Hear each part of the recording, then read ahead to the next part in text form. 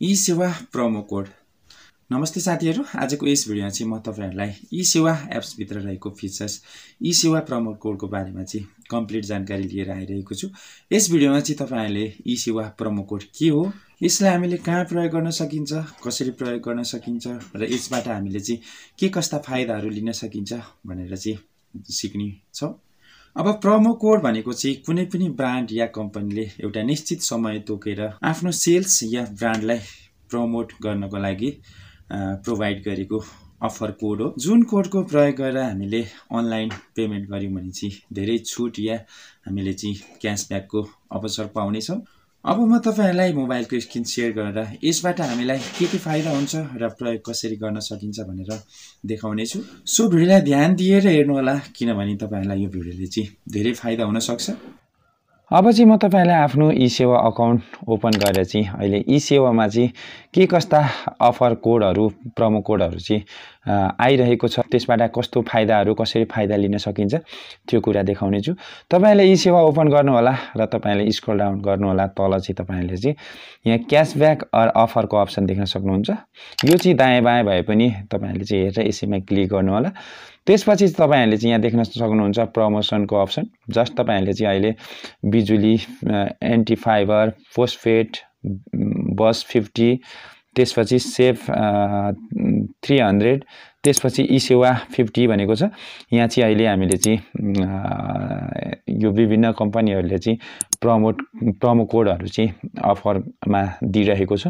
यसलाई युज गरेर चाहिँ हामीले जस्तो बिजुलीको बिल तिर्नु छ भने चाहिँ यसबाट चाहिँ हामीले डिस्काउन्ट पाउने भयौं। त्यसपछि तपाईहरुले चाहिँ एन्टी फाइबर तपाईहरुले इन्टरनेटको बिल तिर्नु छ भने पनि हुन्छ। यसबाट कपी गर्नु, त्यसपछि तपाईहरुले चाहिँ माथि रिडिम कोड भनेको छ, रिडिम कोडमा गएर चाहिँ यहाँ क्लिक गरेर चाहिँ अघिको कपी गरेकोलाई चाहिँ पेस्ट गर्नु होला। त्यसपछि एप्लाई गर्नु होला। एप्लाई गर्नुभयो भने चाहिँ ब्याक गएर चाहिँ तपाईहरुले चाहिँ इन्टरनेट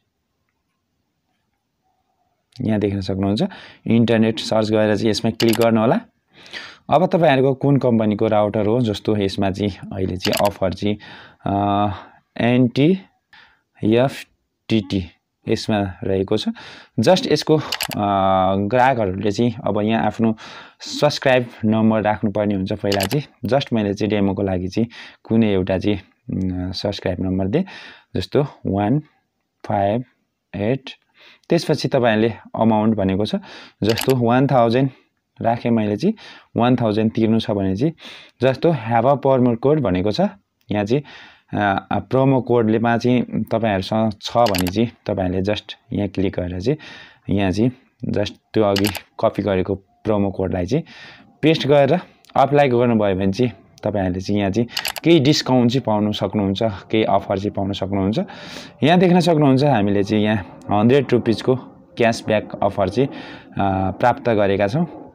अब यसरी चाहिँ तपाईहरुले प्रोसेस गर्नुभयो भने चाहिँ तपाईहरुको 1000 रुपैयाँ तिर्ने ठाउँमा चाहिँ तपाईहरुको खाताबाट 900 मात्रै कटाउँछ र तपाईहरुको चाहिँ 100 रुपैयाँ चाहिँ क्याशब्याक चाहिँ तपाईहरुले पाउन सक्नुहुन्छ।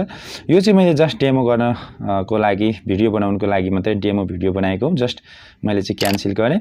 अब तपाईहरुले यसै गरी चाहिँ कुनै पनि इन्टरनेटको बिल तिर्दा होस्, प्लेन टिकट देखि लिएर तपाईहरुले चाहिँ खानेपानीको बिल देखि लिएर, बिजुलीको बिल देखि लिएर, तपाईहरुले मुभी टिकट देखि लिएर, hotel booking, TV recharge, ATM हरेक कुराहरुमा चाहिँ यसरी चाहिँ छुट पाउन सक्नुहुन्छ।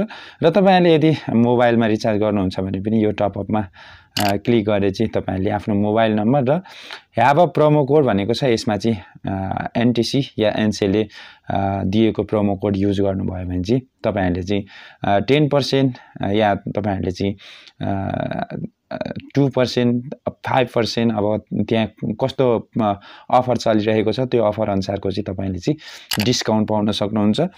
अब तपाईहरुले यो प्रोमो कोडको बारेमा चाहिँ बुझिसक्नु भयो होला, आशा गर्दछु। तपाईहरुलाई भिडियो मन पर्यो भने चाहिँ भिडियोलाई जस्ट एक लाइक गरेर यस्तै खालको भिडियोहरुको लागि चाहिँ तपाईहरुले मेरो च्यानललाई सब्स्क्राइब गरेर राख्नु होला भन्दै यो छोटो जानकारी कस्तो लाग्यो जस्ट तल एउटा कमेन्ट छोड्नु होला। अब नेक्स्ट भिडियोमा चाहिँ तपाईहरुलाई चाहिँ रिवार्ड पोइन्ट्सको बारेमा चाहिँ जानकारी दिनेछु। यसबाट चाहिँ हामीले के कस्ता कुराहरू चाहिँ फाइदाहरू चाहिँ लिन सक्छौँ तपाईलाई यो कुरा देखाउनेछु भन्दै भिडियो लामो भयो। अहिलेलाई आज्ञा चाहन्छु। तपाईको समय शुभ रहोस्।